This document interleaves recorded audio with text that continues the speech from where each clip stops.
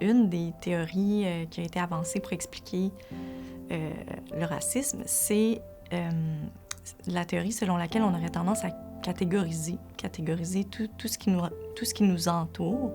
Puis on le fait avec les humains aussi. Donc on fait des catégorisations sociales où est-ce qu'on va avoir tendance à réduire l'information sociale à des groupes sociaux, des appartenances religieuses, des groupes d'âge, des groupes d'appartenance ethnique. Et cette catégorisation-là favoriserait ensuite le racisme. Donc, parallèlement à cette catégorisation-là, l'autre chose qui se passe, c'est que la société véhicule des stéréotypes. Puis, malheureusement, un des stéréotypes qui est véhiculé par rapport aux groupes de minorités ethniques, c'est l'idée selon laquelle les membres de ces groupes-là pourraient être davantage agressifs ou criminels ou associés à la criminalité. Puis, ce qui est important de comprendre, c'est que ces stéréotypes-là, en fait, les études montrent que ça peut émerger à partir de rien, là. Donc, ça reflète pas nécessairement la réalité, mais c'est véhiculé. Et les gens peuvent, quand ils catégorisent un membre comme faisant partie, par exemple, d'un groupe de minorités visibles, automatiquement, sans même s'en rendre compte, activer ces stéréotypes-là. Puis ça peut venir influencer leur comportement. Puis, même si on est conscient de ça, donc même si on sait qu'il y a certains stéréotypes, que ces stéréotypes-là ne reflètent pas nécessairement la réalité, qu'on est motivé à ne pas adhérer à ces stéréotypes-là, il y a certains contextes où, sans qu'on s'en rende compte puis sans qu'on puisse le contrôler, l'association va être activée puis ça peut venir influencer nos pensées, nos comportements. Donc des contextes, par exemple, où est-ce qu'on serait davantage stressé, où est-ce qu'on vient de vivre beaucoup d'émotions, pourrait favoriser l'activation de cette association-là.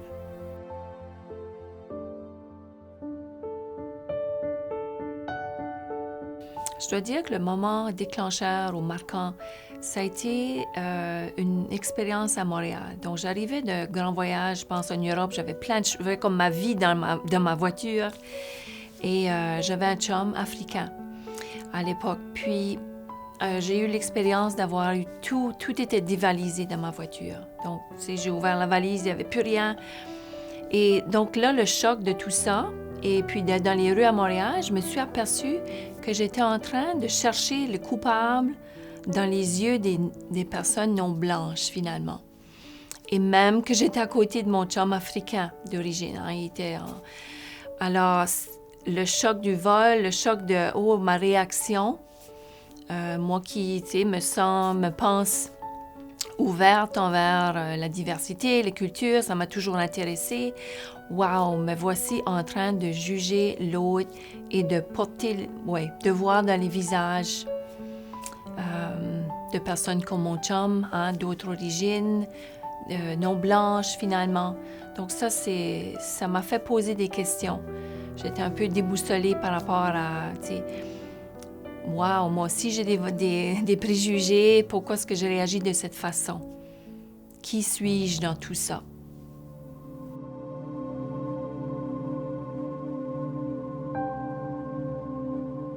Reconnaître nos angles morts en termes de racisme et cet exercice d'introspection profonde, on va regarder toutes les zones d'ombre, toutes les choses dans lesquelles on a été éduqué, nourri et qui nous paraissent comme des évidences.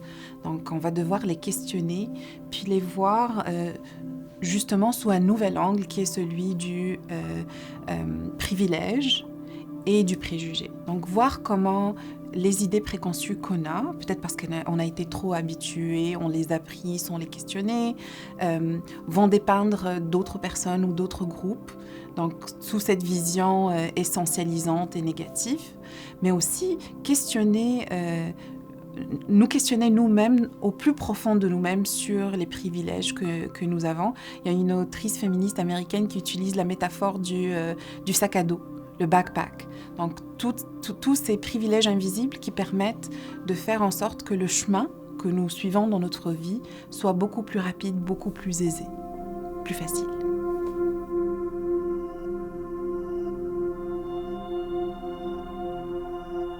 Je participe à cette entrevue parce que pour moi, c'est très important d'en parler, même si je ne me sens pas très à l'aise.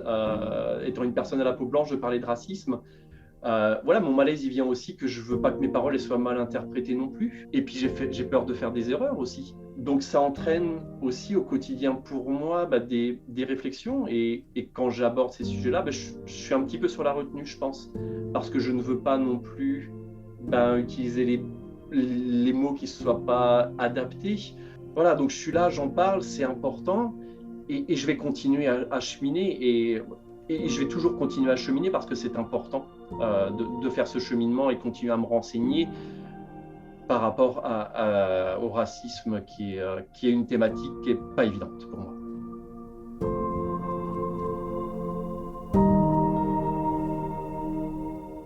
Très souvent, les personnes blanches vont être inconfortables à parler de racisme parce que c'est assez malaisant. Ce sont des choses auxquelles la plupart des gens ne sont pas habitués, qu'ils n'ont jamais eu à faire. Puis ça implique aussi de remettre en question beaucoup de choses acquises, de valeurs qu'on associe à des expériences positives, des valeurs familiales, des valeurs personnelles. Ça questionne beaucoup d'éléments qu'on considère comme évidents.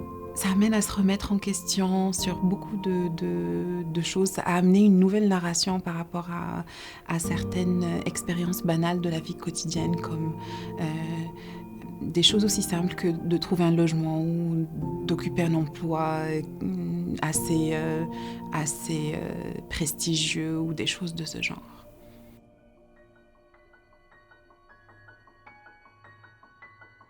C'était vraiment cette prise de conscience grâce à l'événement marqueur ou marquant. Ça m'a projeté dans plein de questionnements par rapport à moi-même.